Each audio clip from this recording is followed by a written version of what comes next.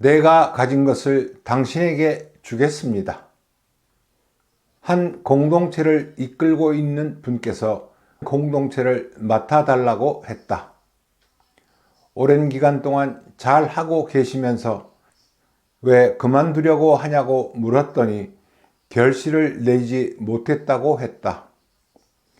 우리가 하고 있는 일이 너무 많아서 할 수가 없다고 결론을 냈지만 덕분에 신앙 공동체 안에서의 결실이란 어떤 것을 말하는 것일까 생각하게 되었다. 교회 공동체 안에서 역할은 세상에서 역할을 맡는 것과는 완전히 다르다.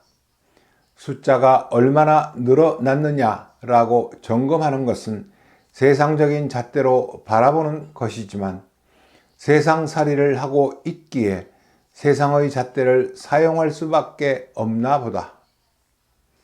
재력, 직업, 능력에 따라 공동체 구성원들은 역할을 맡아서 하고 결실들을 만들어 낸다. 눈에 보이는 건물을 짓기도 하고 활기차게 성장을 이뤄내기도 한다. 분명 그런 가시적인 결실들을 보면서 공동체가 앞으로 나아가고 있다고 생각하게 되지만 신앙 공동체가 해야 할 일은 가시적인 결실을 내는 것이 전부는 아닐 것이다.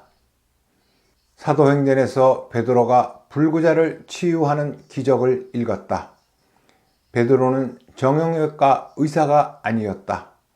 그러나 치유의 기적이 일어날 수 있었던 것은 베드로가 갖고 있던 것을 주었기 때문이다. 베드로가 불구자에게 준 것은 베드로가 갖고 있던 것, 바로 예수님의 현존이었다. 기적을 일으킨 사람은 베드로가 아니라 예수이다. 성당에서 미사에 참여할 때 독서를 읽는 사람이 나의 마음을 움직이게 한 것도 아니고 복음을 봉독하는 사제가 나의 마음을 움직이게 한 것도 아니다. 성령께서 하신 것이다. 그러나 사제도 없고 독서자가 없다면 나는 말씀을 듣지 못한다.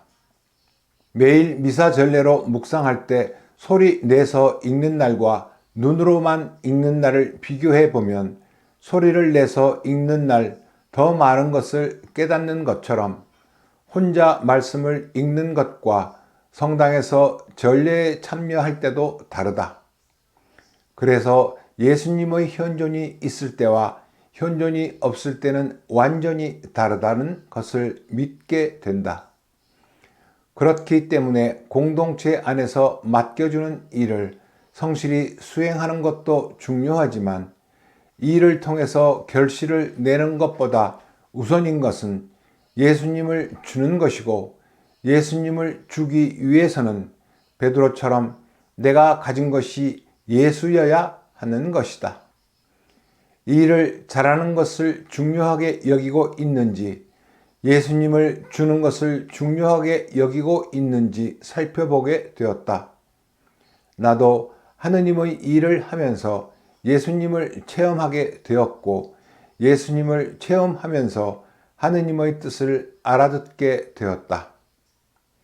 하느님의 뜻은 하느님 사업의 역군이 되는 것이 우선이 아니고 바로 내 곁에 있는 형제를 사랑하고 가족을 사랑하는 것이 우선이었다. 우리가 서로 사랑할 때 하느님께서는 우리를 통해서 결실을 만들고 계셨다. 이제껏 깨닫지 못했던 것을 이제야 조금 깨닫게 되는 것 같다.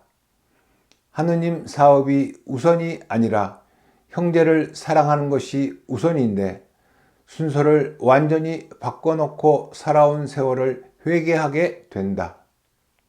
나는 은도 금도 없습니다. 그러나 내가 가진 것을 당신에게 주겠습니다. 나자렛 사람 예수 그리스도의 이름으로 말합니다. 일어나 걸으시오.